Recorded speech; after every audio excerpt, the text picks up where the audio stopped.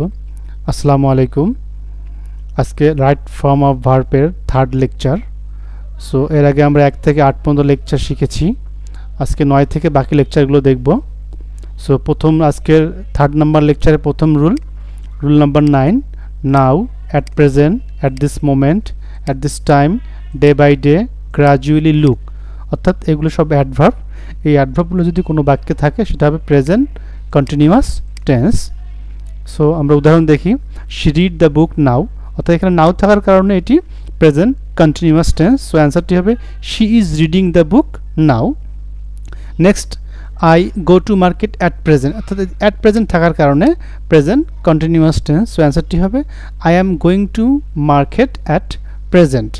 Deer learners, কিন্তু then, at the time, at that moment, at that period, এই শব্দ কটা যদি কোনো বাক্যের শুরুতে, মাঝে বা শেষে পাই সেটা হবে পাস্ট কন্টিনিউয়াস টেন্স।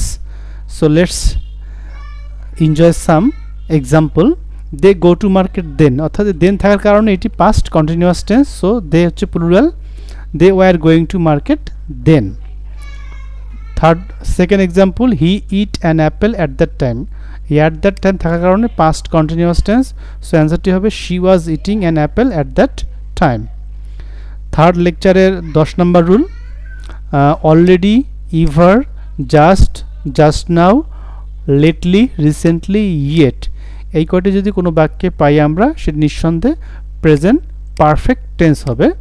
আবার বলছি, সেটি হবে প্রেজেন্ট পারফেক্ট টেন্স। সো উদাহরণ দেখি। Kamrul already pass the SSC exam, এখানে দেখতেছি আমরা অলরেডি আছে। সো অলরেডি থাকার কারণে এটি প্রেজেন্ট পারফেক্ট টেন্স হবে। সো অ্যান্সারটি হবে কামরুল যেহেতু একজন, কামরুল হ্যাজ পাস্ট, অর্থাৎ Kamrul has already past the SSC exam. Second example, she just reach the school, এখানে দেখছি জাস্ট আছে, জাস্ট থাকলে এটি প্রেজেন্ট পারফেক্ট টেন্স। সো এটিও প্রেজেন্ট পারফেক্ট টেন্স করতে হবে। রিচ এখানে V1 আছে, ভুল দেয়া আছে, অ্যান্সারটি হবে she has just reach the school.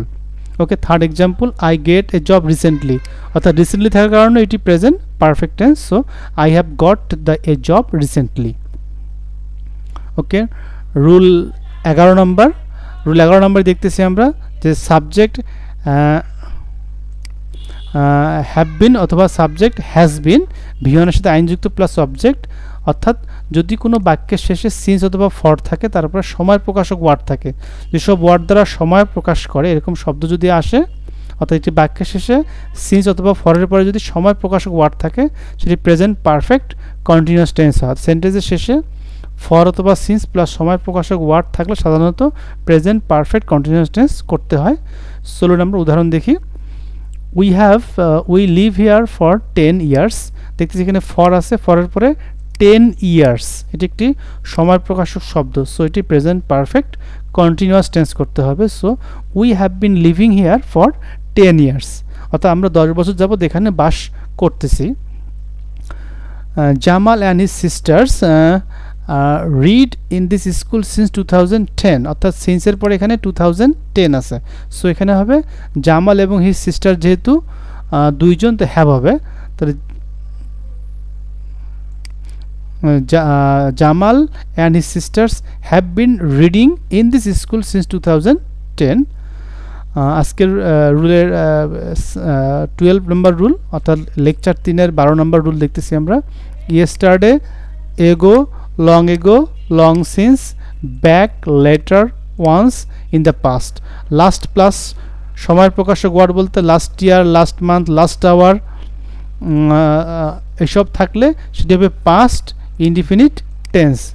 So উদাহরণ দেখি আমরা। He tell me the story 2 hours ago, সে আমাকে একটি গল্প বলেছিল 2 ঘন্টা আগে, অর্থাৎ এখানে আছে যে এইগো থাকার কারণে এটি পাস্ট ইনডিফিনিট টেন্স করতে হবে। সো অ্যান্সারটি হবে টোল্ড। আমরা জানি পাস্ট ইনডিফিনিট টেন্স আর structure subject plus V2 plus object. So he told me a story 2 hours ago, V1 কে আমি এখানে V2 করে ফেললাম।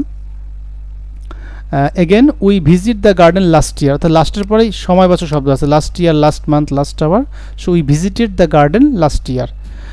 She sing a folk song yesterday, yesterday থাকার কারণে পাস্ট ইনডিফিনিট টেন্স। সো অ্যান্সারটি হবে শি স্যাং, দেখেন অ্যান্সারটি হচ্ছে আমাদের sang. She sang a folk song yesterday.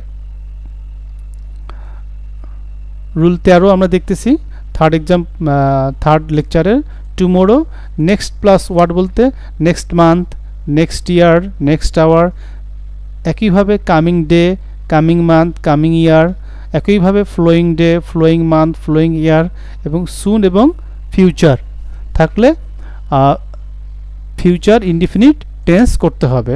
So আমরা উদাহরণ দেখি। He live for Rajshahi tomorrow, tomorrow থাকার কারণে এটি ফিউচার ইনডিফিনিট টেন্স করতে হবে। তাহলে অ্যান্সারটি হবে he will leave for Rajshahi tomorrow. In future he will be a great leader, ভবিষ্যতে সে একজন মহান নেতা হবে।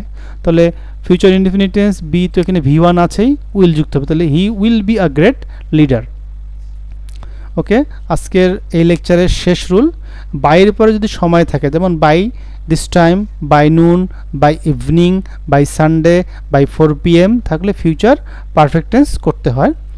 আমরা উদাহরণ দেখি। By morning I complete the job, অর্থাৎ সকালের মধ্যে আমি কাজটি সম্পূর্ণ করে থাকবো। সো অ্যান্সারটি হবে সাবজেক্ট আই আছে যেহেতু I shall have completed the job, future perfect tense.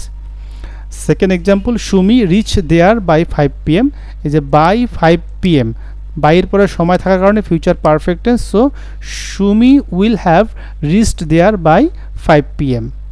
So ধন্যবাদ সকলকেই লেকচারটি দেখার জন্যে।